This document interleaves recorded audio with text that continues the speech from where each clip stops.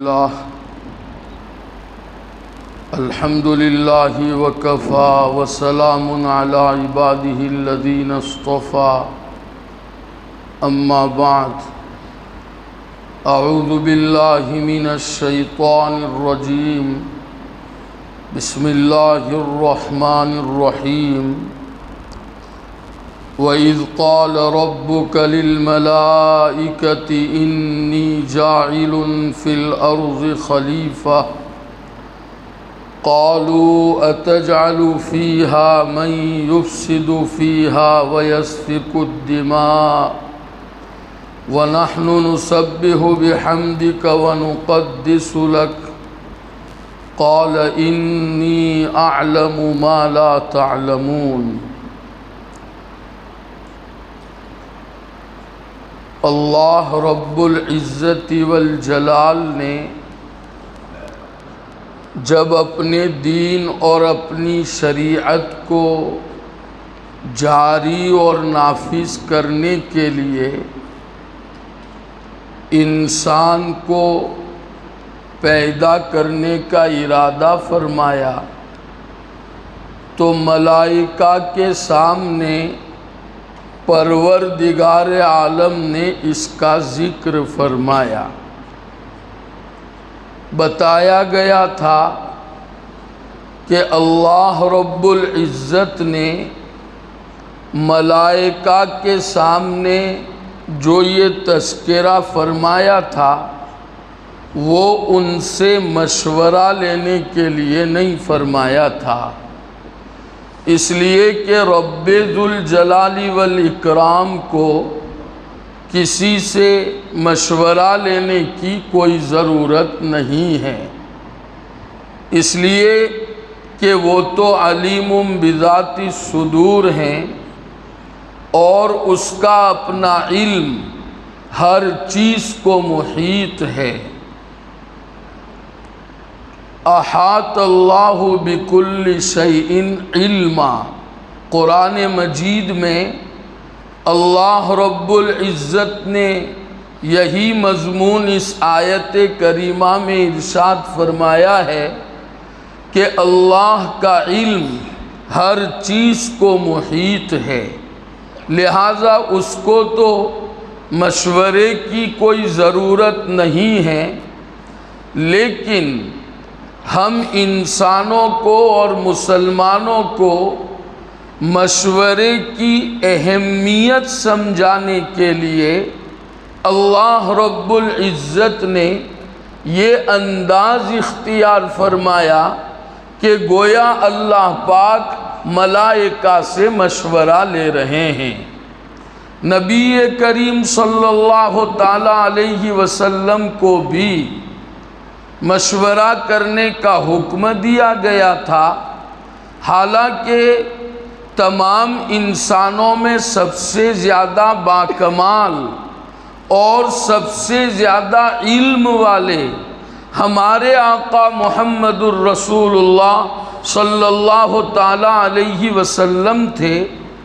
علاوہ ازیں آپ صلی اللہ علیہ وسلم پر وحی کا سلسلہ اللہ کی طرف سے جاری کیا گیا تھا، تو جو خیر ہوتی تھی، جو زیادہ نفع اور مصلحت والا کام ہوتا تھا وہ وحی کے ذریعے آپ کو بتا دیا جاتا، پھر بھی آپ کو حکم دیا گیا کہ آپ مشورہ کیجئے۔ اس لیے گزشتہ مجلس میں مشورے کی اہمیت سمجھائی گئی تھی اور مشورے کی لائن سے کچھ شرعی اور اسلامی تعلیمات کو واضح کیا گیا تھا۔ ایک بات بتانا رہ گئی تھی، اس کو بھی واضح کر دیا جائے کہ اگر آدمی کو کوئی بڑا نظر نہ آئے جس سے وہ اپنے امور میں مشورہ کر سکے تو اس کو چاہیے کہ جو لوگ اس کے درجے کے ہیں، اس کے برابر ہیں، ان سے مشورہ کر لے۔ اور اگر کوئی برابر درجے کا بھی نظر نہ آتا ہو تو چھوٹوں سے بھی مشورہ کر لینا چاہیے، اس لیے کہ بعض مرتبہ ایک آدمی عمر میں تو چھوٹا ہوتا ہے لیکن اس میں صلاحیت، قابلیت، اہلیت و استعداد اس میں زیادہ ہوتی ہے۔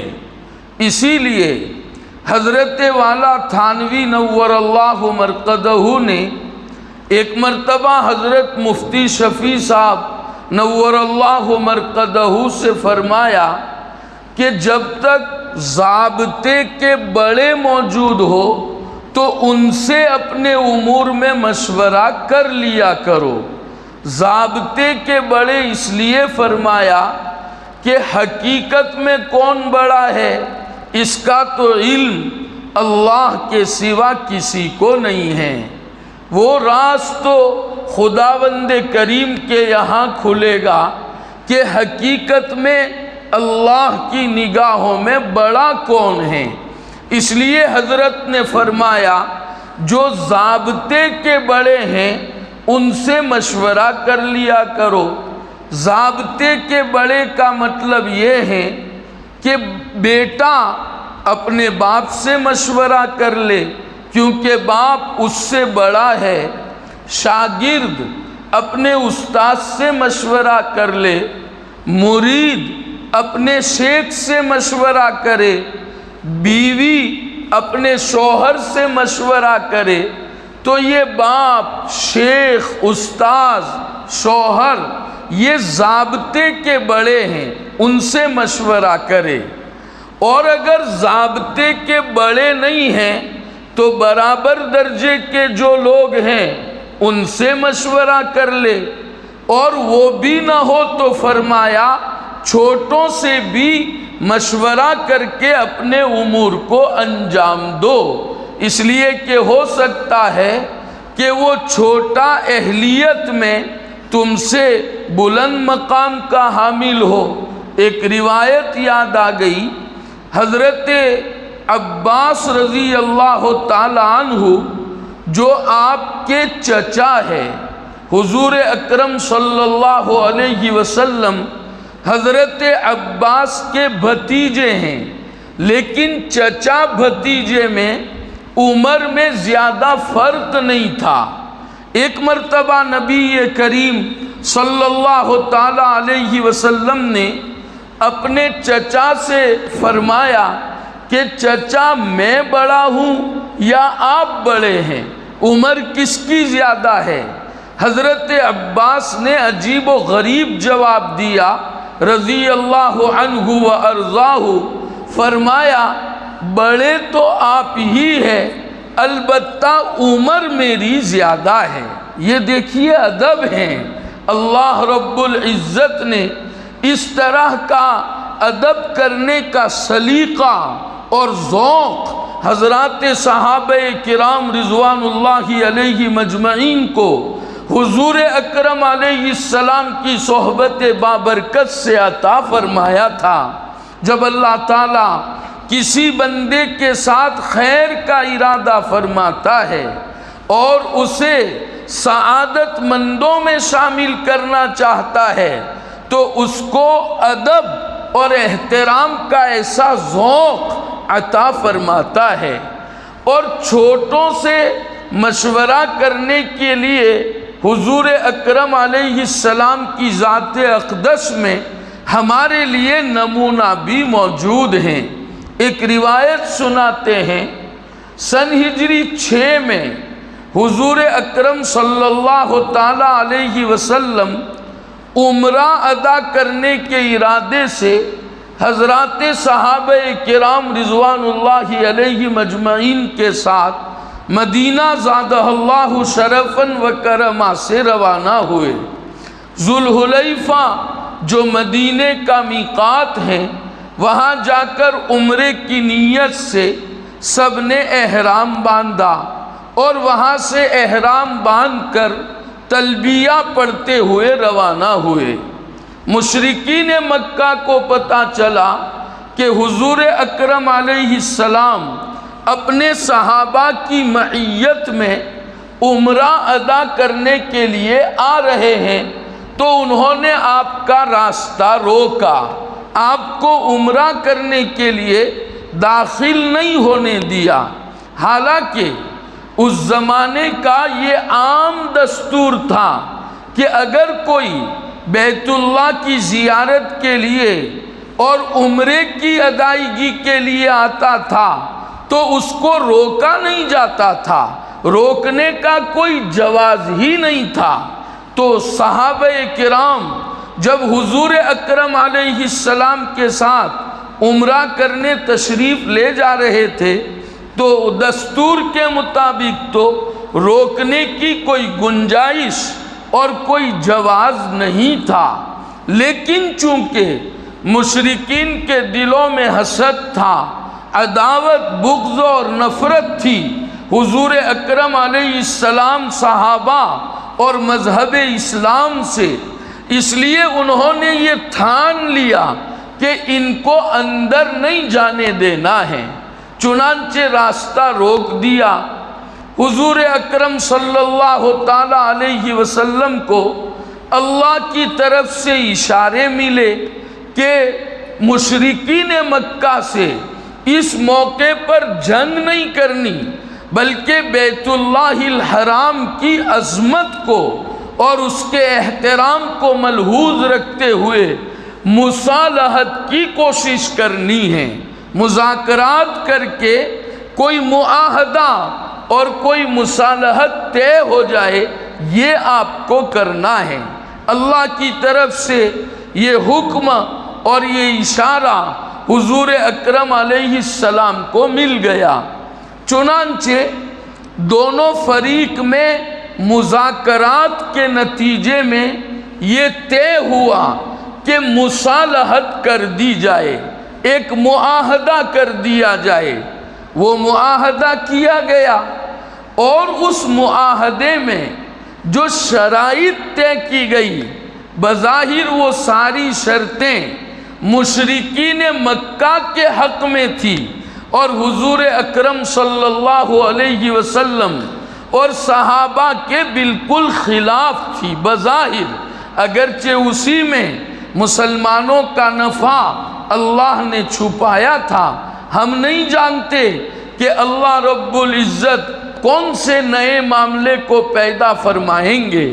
تو بہرحال صلح میں ایک بات تو یہ تھی کہ اگر مکے سے کوئی آدمی مدینہ آ جائے گا، چاہے وہ مسلمان بن کر ہی کیوں نہ آیا ہو، اسے واپس کرنا پڑے گا، اور مدینے سے کوئی مکہ آئے گا تو ہم واپس نہیں کریں گے۔ ظاہر بات ہے مشرکین مکہ کے حق میں تھی یہ شرط اور مسلمانوں کے خلاف تھی۔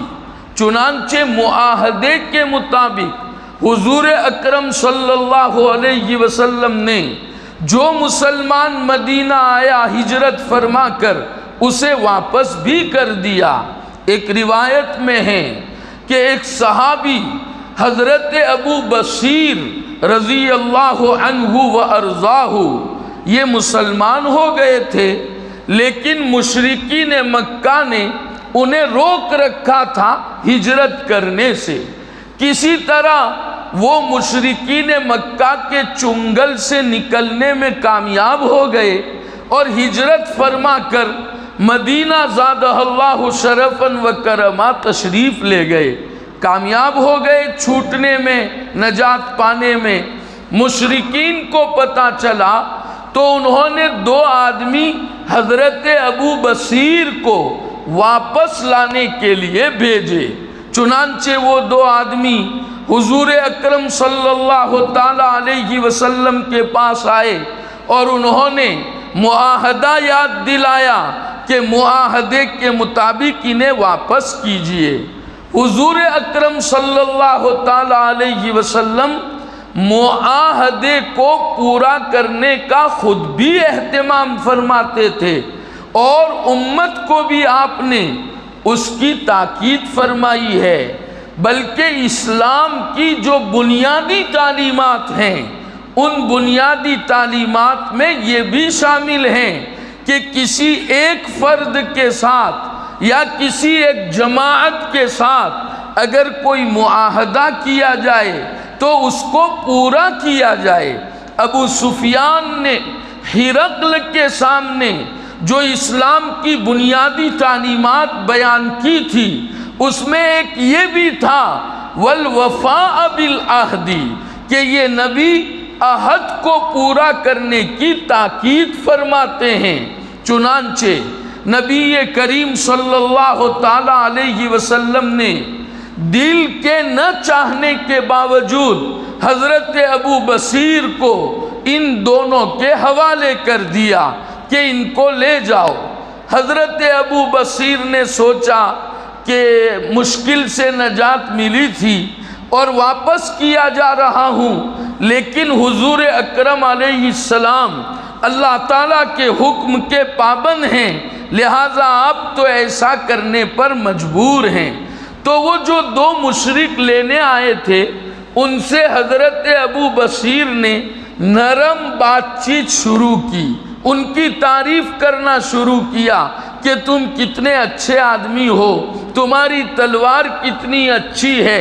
جو مشرک ہوتا ہے، دنیا دار ہوتا ہے، اللہ کی ذات عالی سے جس کا تعلق نہیں ہوتا، جس میں مقام عبدیت کا استحضار نہیں ہوتا اور اللہ تعالیٰ کی کبریائی اور عظمت کا خیال نہیں ہوتا، وہ کسی کی تھوڑی سی تعریف پر پھول جاتا ہے۔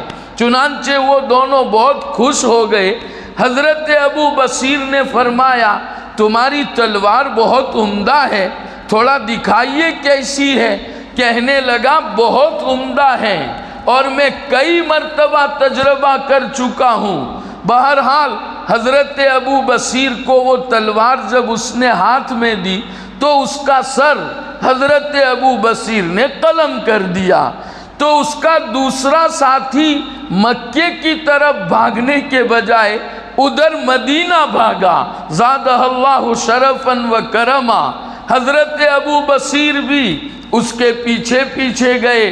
یہ جب حضور اکرم علیہ السلام کے پاس پہنچا تو ایک دم گھبرایا ہوا اور خوف زدہ تھا۔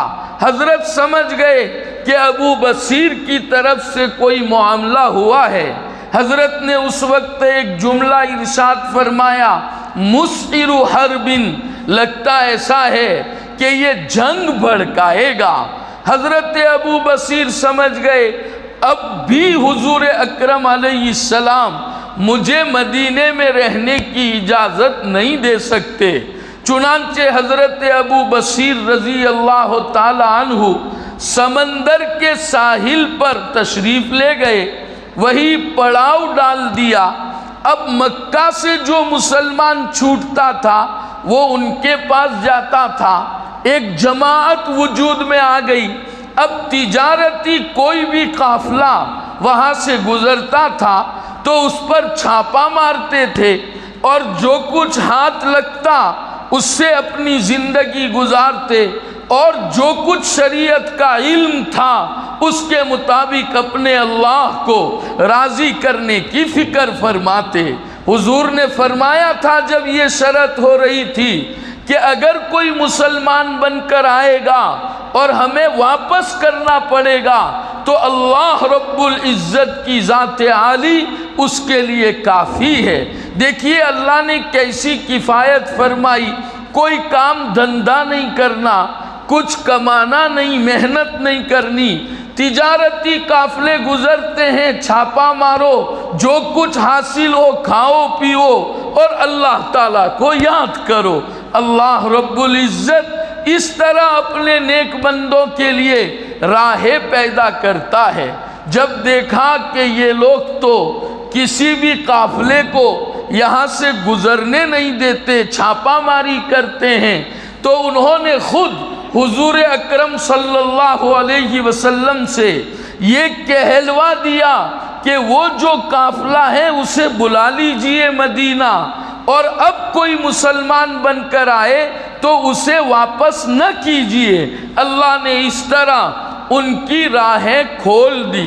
بہرحال ایک شرط یہ تھی اس صلح نامے میں، معاہدے میں، اور دوسری شرط انہوں نے یہ لگائی کہ اس سال تم عمرہ نہیں کر سکتے ہو، اس سال تمہیں واپس جانا ہوگا، آئندہ سال 3 دن کے لیے تمہیں عمرہ کی اجازت ہوگی۔ اب صحابہ کرام رضوان اللہ تعالی علیہ مجمعین عمرہ کے ارادے سے تشریف لائے تھے۔ احرام کھولنا یہ بڑی قربانی کی بات تھی۔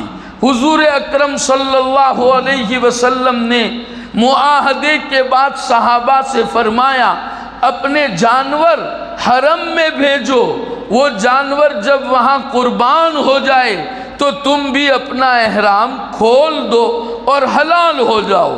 شریعت کا مسئلہ یہی ہے کہ کوئی حج یا عمرے کے ارادے سے نکلا اور بیچ میں اسے روک دیا گیا، وہ وہاں تک نہیں پہنچ سکتا ہے، تو ہدی حرم میں قربان کرے اور یہاں وہ حلال ہو جائے، پھر وہ اپنے حج یا عمرے کی دوسری مرتبہ میں قضا کر لے۔ حضور اکرم صلی اللہ علیہ وسلم نے ایک مرتبہ فرمایا صحابہ سے اپنے احرام کھول دو، لیکن صحابہ حواس باختہ تھے، پریشان تھے، ان کے دلوں پر بڑا گہرا زخم لگا تھا کہ آخر مشرکین مکہ ہمارے ساتھ ایسا کیوں کر رہے ہیں۔ بہرحال وہ آمادہ نہیں ہوئے۔ 3 مرتبہ حضرت نے جب یہ فرمایا اور صحابہ میں سے کوئی آمادہ نہیں ہوا تو حضرت پریشان ہو کر اپنے خیمے میں تشریف لے گئے۔ حضرت ام سلمہ رضی اللہ تعالی عنہا و ارضاہا اس سفر میں ساتھ تھی۔ نبی کریم صلی اللہ علیہ وسلم کی حیرت کو دیکھ کر پوچھا حضرت کیوں پریشان ہیں؟ فرمایا ام سلمہ یہ پہلا موقع ہے کہ میں نے اپنے صحابہ کو اشارہ کیا کہ اپنا احرام کھول کے حلال ہو جاؤ، لیکن کوئی اس کام کے لیے آمادہ نہیں ہوا، اس لیے پریشان ہوں۔ حالانکہ صحابہ تو جانثار تھے، اپنا سب کچھ حضور اکرم صلی اللہ تعالی علیہ وسلم پر قربان کرنے کے لیے تیار تھے۔ اسی سفر کے دوران جو لوگ مشرکین کی طرف سے مذاکرہ کے لیے آتے تھے ان کا بیان ہے کہ محمد کے ساتھی صلی اللہ علیہ وسلم محمد پر اپنی اس طرح جان فدا کرتے ہیں اور ان کی ایسی اطاعت کرتے ہیں کہ آج تک کوئی ماتحت اپنے امیر کی ایسی اطاعت نہیں کر سکا، تھوک بھی ان کا زمین پر گرنے نہیں دیتے ہیں، اپنے ہاتھ میں لے کر برکت کے لیے اپنے جسم پر مل دیا کرتے ہیں۔ یہ صحابہ کی جانثاری کا عالم تھا، لیکن یہ موقع ایسا تھا کہ عمرے سے بلا وجہ انہیں روکا جا رہا تھا۔ مشرکین نے اس طرح کی شرطیں لگائی تھی کہ بظاہر مسلمانوں کے خلاف تھی، تو ان کے دلوں پر گہرا زخم لگا تھا، اس لیے آمادہ نہیں ہوئے۔ حضرت ام سلمہ نے فرمایا رضی اللہ عنہ و ارضاہ رضی اللہ عنہا و ارضاہا کہ حضرت پریشان ہونے کی ضرورت نہیں ہے، صحابہ اصل میں بے حد مغموم ہیں اور ان کو حد سے زیادہ تکلیف ہوئی ہے۔ آپ کچھ کہنے کے بجائے خیمے سے باہر تشریف لے جائے اور خود حلق کرنا اور احرام کھولنا شروع کرے، ایسا ہو نہیں سکتا کہ صحابہ کرام رضوان اللہ علیہ مجمعین آپ کو حلق کرتے ہوئے اور احرام کھولتے ہوئے دیکھے اور وہ پھر اپنا احرام نہ کھولے، اپنا حلق نہ کرائے، ایسا ہو نہیں سکتا ہے۔ اللہ رب العزت نے اتباع سنت کا ذوق و مذاق ان صحابہ کو عطا فرمایا تھا۔ ان کے دلوں کی گہرائی میں یہ یقین راسخ ہو گیا تھا کہ دنیا اور آخرت میں اگر ہم باعزت اور خوشحال ہو سکتے ہیں تو وہ نبی کے طریقوں پر چل کر ہو سکتے ہیں۔ اللہ رب العزت ہمیں بھی اس کا یقین و استحضار نصیب فرمائے۔ حضرت باہر تشریف لے گئے، حلق کروانا شروع کیا تو سارے صحابہ نے بھی یہ کام کرنا شروع کر دیا۔ دیکھیے نبی کریم صلی اللہ تعالیٰ علیہ وسلم نے اس موقع پر حضرت ام سلمہ رضی اللہ تعالیٰ عنہا سے مشورہ لیا، حالانکہ وہ مرتبے میں بہت چھوٹی ہے، ایک تو عورت ہیں جن کے بارے میں ویسے بھی حدیث میں آتا ہے اتنی عقل سمجھداری ان میں نہیں ہوتی جتنی مردوں میں ہوتی ہے، لیکن پھر بھی حضور نے ان سے مشورہ فرمایا اور ان کے مشورے کا اثر یہ ہوا کہ جو کام مشکل دکھ رہا تھا وہ کام آسان ہو گیا۔ یہ مشورے کی برکت ہوتی ہے۔ صلح حدیبیہ کے اس واقعے سے ایک دوسرا عظیم سبق ہمیں یہ ملتا ہے کہ دین اپنے جذبات کی تسکین کا نام نہیں ہے۔ جذبے کو پورا کر لیا یہ دین نہیں ہے۔ مثلا آدمی کا جذبہ ہو گیا، اس کے دل میں شوق جاگ گیا کہ مجھے تہجد پڑھنی ہے اس لیے پڑھ رہا ہے، اور پھر جب جذبہ شوق نہیں ہے نہیں پڑھتا ہے، یہ دین نہیں ہے۔ اگرچہ تہجد پڑھنے کا اجر و ثواب اسے ضرور مل جائے گا، اس سے انکار نہیں ہے۔ دین در حقیقت اتباع کا نام ہے، اپنے جذبات کو قربان کرنے کا نام ہے کہ جب اللہ رب العزت کا حکم ہمارے سامنے آ جائے تو ہمارے جذبات کچھ بھی ہو، ہم اللہ کے حکم پر اپنے آپ کو پیش کر دے اور اللہ کے حکم کو مقدم رکھے، اسی کا نام دین ہے۔ صحابہ کرام رضوان اللہ علیہ مجمعین کی اللہ نے ایسی ہی تربیت فرمائی۔ اس موقع پر ان کے جذبات تو یہ تھے کہ عمرہ کیے بغیر یہاں سے نہیں جانا ہے، اور ضرورت پڑے تو ہم جہاد بھی کر لیں گے، اپنی جانیں بھی قربان کر دیں گے، لیکن بغیر عمرے کے نہیں جائیں گے۔ فاروق اعظم رضی اللہ تعالی عنہ نے حضور اکرم علیہ السلام سے یہی فرمایا تھا، حضرت کیا آپ نبی برحق نہیں ہیں؟ فرمایا بے شک ہوں۔ فرمایا ہم حق پر اور وہ باطل پر نہیں ہیں؟ فرمایا بے شک ہیں۔ ہمارے مقتولین جنت میں اور ان کے مقتولین دوزخ میں نہیں جائیں گے کیا؟ فرمایا سب کچھ ہیں، لیکن اللہ کا حکم ہے کہ مصالحت کی جائے۔ تو صحابہ کرام نے اپنے تمام تر جذبات کو قربان کر دیا اور اللہ کے حکم کو مقدم رکھتے ہوئے اس پر عمل کیا، جس کے نتیجے میں اللہ رب العزت نے انہیں خیبر کی فتح عطا فرمائی اور جائیداد اور اموال بطور غنیمت ہاتھ لگے۔ مکۃ المکرمہ زادہ اللہ شرفاً و کرما بھی بہت جلد سن ہجری 8 میں فتح ہو گیا، اور پورے جزیرۃ العرب میں اسلام کو قوت نصیب ہوئی۔ یہ کوئی ہوئی اس لیے کہ اللہ کے حکم کے سامنے انہوں نے اپنے جذبات قربان کر دیے۔ تو مسلمانوں ضرورت اس بات کی ہے کہ ہم بھی ایسی زندگی گزارنا سیکھے کہ اللہ کا حکم جب ہمارے سامنے آئے تو ہمارا جذبہ اور ہماری خواہش کچھ بھی ہو، ہم اللہ کے حکم کو مقدم کرتے ہوئے اپنی خواہشات کو قربان کر کے اس پر عمل کرنے والے بنے، تو پھر اللہ تعالیٰ دنیا اور آخرت کی عزتیں اور خوشحالیاں ہمیں نصیب فرمائیں گے۔ گناہ کرنے کو دل چاہتا ہے، تھوڑا یہ سوچ لے میرا اللہ مجھ سے ناراض ہو جائے گا، جس نے مجھے پیدا کیا یہ نعمتیں عطا فرمائی، اس کے ساتھ بے وفائی کر کے اسے کیا منہ دکھاؤں گا۔ یہ سوچ لے، اپنی خواہش کو قربان کر کے گناہ سے بچ جائے، پھر دیکھے اللہ تعالیٰ زندگی کا کیسا لطف ہمیں عطا کرتے ہیں۔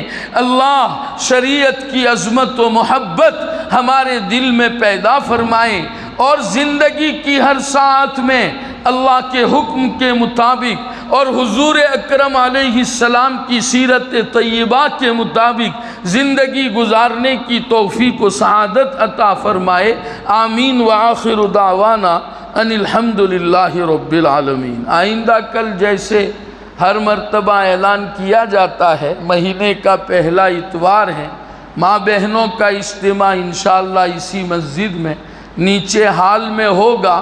خوب محنت چلائے، ماں بہنوں سے بھی گزارش ہے کہ زیادہ سے زیادہ مجمع ہو، دین کی بات سنیں، انشاءاللہ زندگیوں میں تبدیلی کا ذریعہ ہوگا۔ کیا وقت ہے مفتی صاحب؟ 3 بجے سے انشاءاللہ بیان شروع ہوگا، 4 بجے تک پورا ہو جائے گا۔ درود شریف پڑھ لیں۔ اللہم لک الحمد کلہ ولک الشکر کلہ وإلیک یرجع الامر کلہ، اللہم لا نحصی ثناء علیک انت کما اثنیت علی نفسک، اللہم صل علی سیدنا ومولانا محمد وعلى آل سيدنا ومولانا محمد وبارك وسلم يا أرحم الراحمين ويا أكرم الأكرمين ويا ذا الجلال والإكرام ويا راحم المساکین۔ پیارے اللہ، ہم آپ کے بہت گنہگار، خطا کار، سیاہ کار بندے ہیں۔ اے اللہ، کوئی چھوٹا بڑا گناہ ایسا نہیں ہے جس کا ہم نے ارتکاب نہ کیا ہو۔ اے اللہ، تیری نعمتیں کھا کھا کر تیرا ہی مقابلہ کرتے چلے آ رہے ہیں۔ اے اللہ، بڑے مجرم ہیں، بڑے پاپی ہیں، بڑی ندامت اور حسرت کے ساتھ آپ کے دربار عالی میں مغفرت و رحمت کی بھیک مانگنے کے لیے آئے ہیں۔ اے اللہ، اپنے فضل سے معاف فرما دیجئے۔ اے اللہ، اپنے فضل سے معاف فرما دیجئے۔ اے اللہ، مغفرت و رحمت کے فیصلے فرما دیجئے۔ اے اللہ، بے شک بڑے مجرم ہیں اور بڑے گناہوں کا ارتکاب کر چکے ہیں، لیکن ہمارے اپنے گناہ تیری اپنی رحمت سے زیادہ نہیں ہے۔ کیسے بھی گئے گزرے ہیں، تیرا نام لیتے ہیں، تیرے حبیب صلی اللہ علیہ وسلم کے امتی ہیں۔ اے اللہ، معاف فرما دیجئے۔ پیارے اللہ، معافی عطا فرما دیجئے۔ اے اللہ، پوری امت مسلمہ کی مغفرت فرما دیجئے، سب کو رحم و کرم سے نواز دیجئے۔ پیارے اللہ، شریعت و سنت کی اہمیت و عظمت ہمارے اپنے دل میں پیدا فرما دیجئے۔ شریعت و سنت پر چلنا ہمارے لیے آسان فرما دیجئے۔ نفس و شیطان کے مکائد اور ان کی چال بازیوں سے اے اللہ پوری حفاظت فرما دیجئے۔ اے اللہ، ہم چاہے یا نہ چاہے ہماری پیشانیاں پکڑ پکڑ کر اپنے فضل سے ہمیں آپ کی مرضیات پر ڈال دیجئے، نامرضیات سے اے اللہ پوری حفاظت فرما دیجئے۔ اے اللہ، قدم قدم پر آپ کی نصرت اور مدد شامل حال فرما دیجئے، اپنے فضل سے دستگیری فرما دیجئے۔ اے اللہ، ہم کمزوروں کو اپنی ذاتوں کے حوالے نہ کر دیجئے۔ اے اللہ، پچھلی زندگی تو غفلت گناہوں میں گزر گئی، اے اللہ آئندہ زندگی میں توفیق نیک عطا فرما دیجئے، مدد اور نصرت فرما دیجئے، ہر گناہ سے بچنا آسان فرما دیجئے۔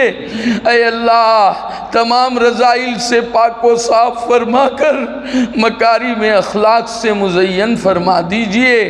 اے اللہ، آپ کی ذات و صفات کی محبت و معرفت کے انوار سے ہمارے اپنے قلوب منور فرما دیجئے۔ اے اللہ اپنی شان ربوبیت سے ہماری اور ہماری نسلوں اور پوری امت مسلمہ کی بہترین تربیت فرما کر اے اللہ سب کو اپنے محبوب اور مقبول بندوں میں شامل و داخل فرما دیجئے۔ اے اللہ دوام ذکر و طاعت کی دولت سے مالا مال فرما دیجئے۔ اے اللہ غفلت سے حفاظت فرما دیجئے۔ اے اللہ اپنے فضل سے ہماری تمام دینی اور دنیاوی جائز حاجات اپنے فضل سے پورا فرما دیجئے۔ اے اللہ ہر مشکل دور فرما دیجئے، ہر مشکل دور فرما دیجئے۔ ہمارے اس ملک میں اور پورے عالم میں امن و امان قائم فرما دیجئے، ظلم و زیادتیاں ختم فرما دیجئے، ہدایت کی ہوائیں چلا دیجئے۔ ہر کچے اور پکے گھر میں یہ کلمہ اور اس کا نور اپنے فضل سے داخل فرما دیجئے۔ اے اللہ ہمارے اس ملک میں جو لوگ آپس میں نفرتیں پھیلا کر اپنے مقاصد حاصل کر کے ملک کو تباہی اور بربادی کی طرف لے جا رہے ہیں، اے اللہ ان کے منصوبے فیل فرما دیجئے، امن کی فضا عام فرما دیجئے۔ اے اللہ وقف ترمیمی بل کے سلسلے میں انہوں نے جو منصوبہ بنا رکھا ہے اے اللہ اسے فیل فرما دیجئے، املاک کے وقف کی حفاظت کے فیصلے فرما دیجئے۔ اے اللہ اہل فلسطین کو فتح و نصرت اور غلبے سے نواز دیجئے۔ اے اللہ تیری مدد کے ہم کب سے منتظر ہیں، اب زیادہ انتظار نہ کروائیے۔